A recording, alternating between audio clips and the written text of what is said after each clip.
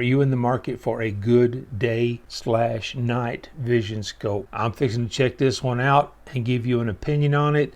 This is a Commander NV400, and in full disclosure, they did send this to me to do the review with it. It's not going to have any bearing on the output of my opinion, but we'll go over some of the specifications on it. I'm going to tell you, believe it or not, this came in a box. All right, I'm not a big unboxing person, but I will tell you it's packaged really well. So this is the box that it came in, and if it's important to you, this is the box that box was in. Okay, we got the unboxing out of the way. I'll show you what was in the box. It's got this eye relief cup. The sunshade was in the box. This is a mini HDMI cable, and so you can hook this directly to a monitor, in which I might try to do that and see what it looks like. Now there's a secondary eye cup if you need a little bit shorter eye relief on it, although this one scrunches up pretty good. There's two of them in here. There's a USB-A to USB-C. You can charge the batteries inside the scope, which is a handy thing. I personally don't like to do that. They do include a charger. This connects into a USB-A terminal. This will charge an 18500 or an 18650, which are both included with the scope. They include a bunch of different O-rings, and these are for the caps and for the flashlight and things like that. That's kind of handy because these are pretty specific size O-rings.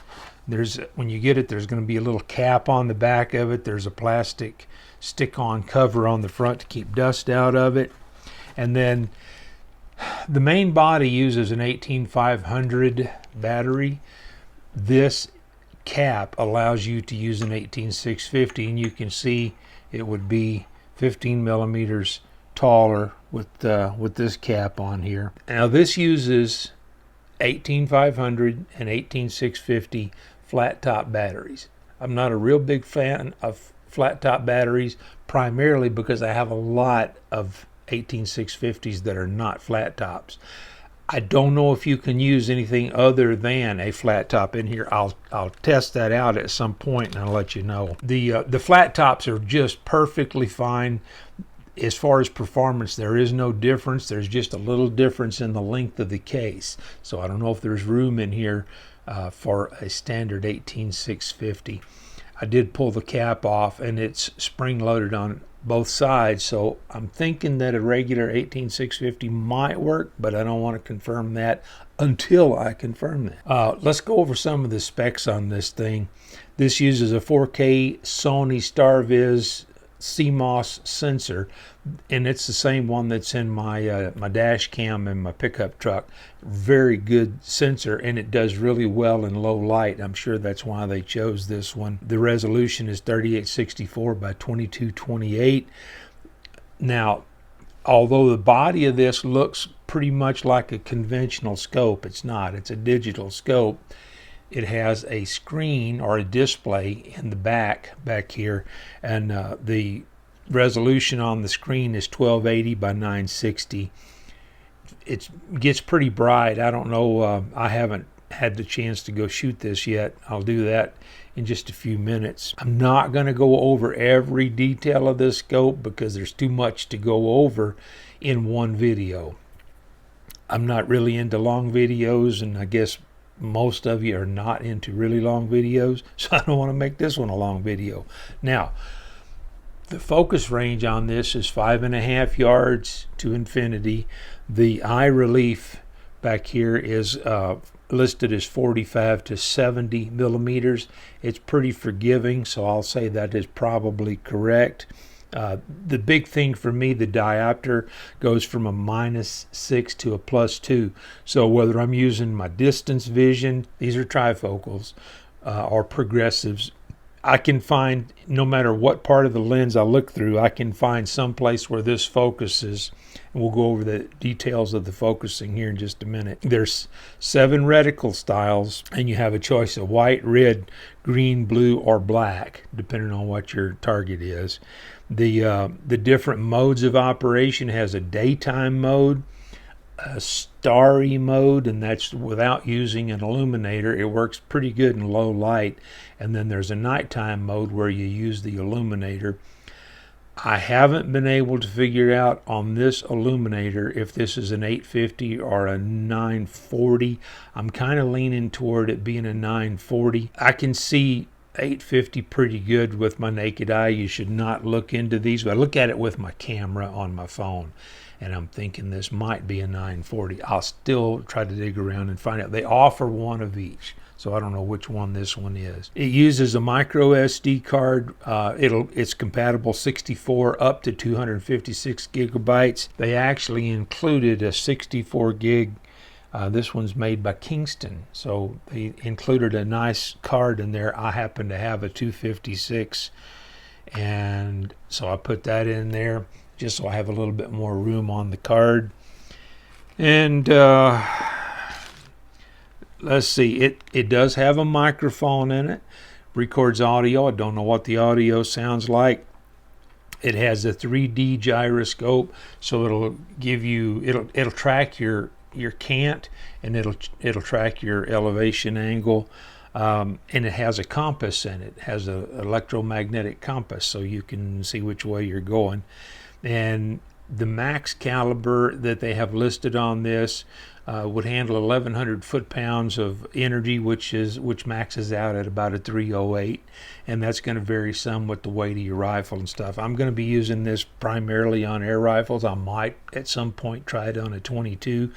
This is an Epoch made by Skout.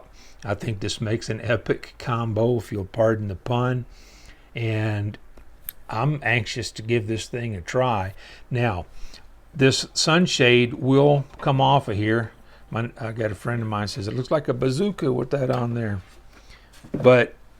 And this fork does not come with it. I don't know why there's a fork on the table, but this is not included. So if you're going to be using this at night, this opens up and you've got full access to the lens. There is a big lens up here. If you're going to be using this in the daytime, you close this up, very secure snap, and then you can put this sunshade on there.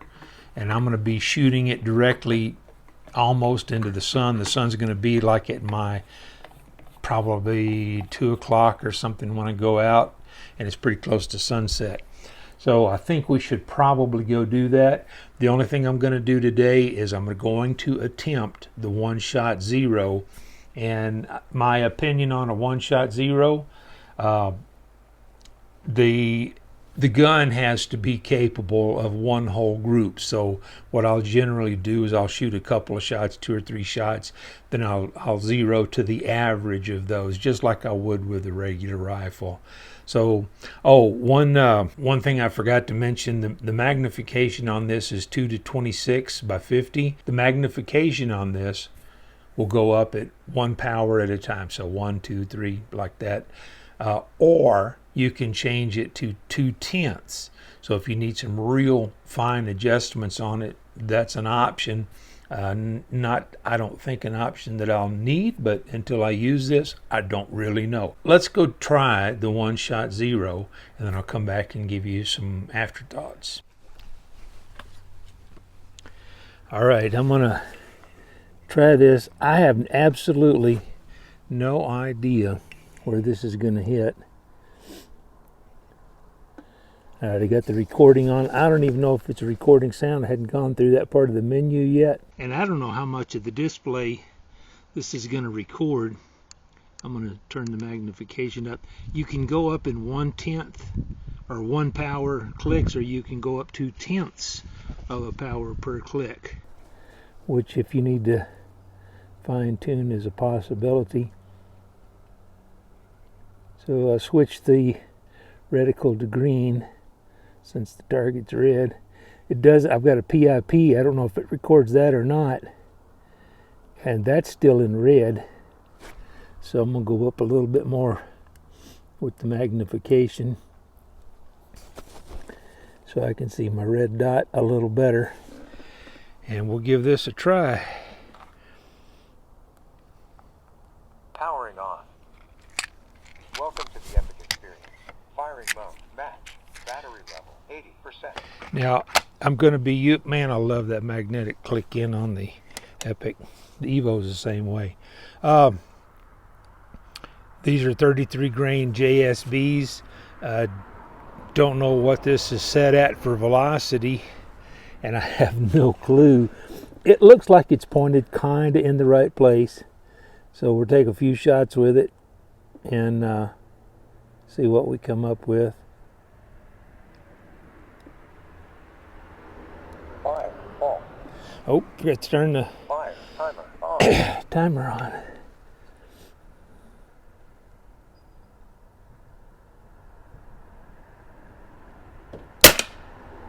Well, it's not too bad for a first shot. Let me throw one more. This has a one-shot zero, but you have to have a one-hole gun for a one-shot zero to work. So let's put two of them down there, and we'll take an average. I usually like to do three, but this gun is actually very consistent.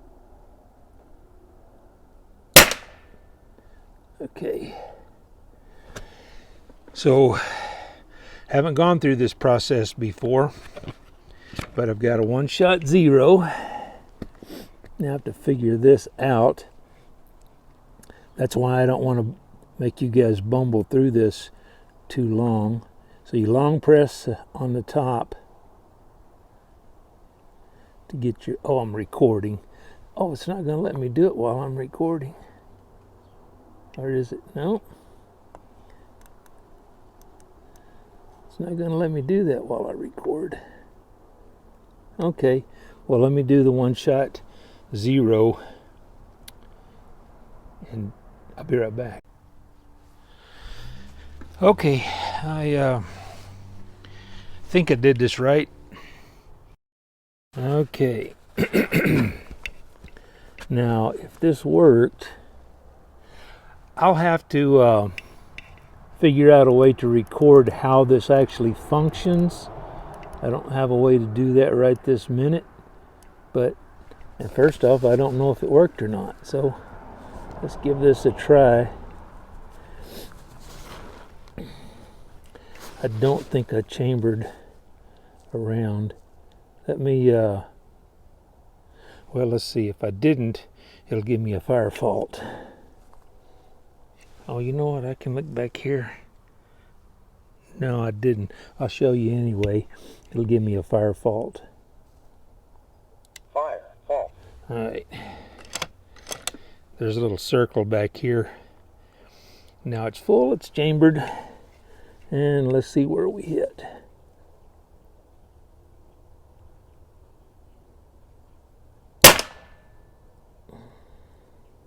I would say that's pretty good for my first try at that.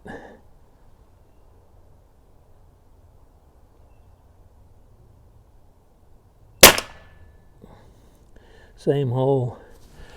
Yeah, I think this one-shot zero thing's going to work out real well. I'll figure out a way to get that on camera and record how to do it. It's actually pretty easy. When you go through the menu, it kind of, in the bottom of the screen, it has directions that shows you how to do that. But I'll figure out a way to record it, and I'll show you in the recording. I am really happy with what I've seen so far. I noticed the focus was a little bit soft in the viewfinder. I didn't notice it. So, but when I'm showing it on the screen, it did look a little bit soft. I'll go over that some more in the future, see if I can fine tune that. It is a digital zoom, so that may be as good as it gets. I don't know. But from what I'm seeing in the viewfinder, I don't think that's going to be a problem. If you have any questions on the Skout Epoch, if you have any questions on the Oneleaf NV400, throw them in the comments. I am still working full time, so I'm gone for 100 hours at a time, and it's going to be that way through next September at least, probably not much further than that. But if you have any questions, I do take my phone with me so I can answer comments along the way. I'll be back in a week, and I'll try to get some more footage in, so we'll see what the weather's doing. I'm going to I've still got some pest control to do on some prairie dogs, and I'll get to that, and I'll try to record it with this scope. I think that's going to work out really well. Where did that come from? I don't know what that was or where it came. I don't know. Oh, there it is again. Okay, I guess it sees my thumbs up. So you can give me a thumbs up. Speaking of thumbs up, subscribe, and I'm going to do a whole lot more on this scope on the Epoch, and get to that as quick as I can. So I'm going to throw a video up over here. YouTube's going to throw one down here, and I'll catch you in one of those, or I'll catch you down the road.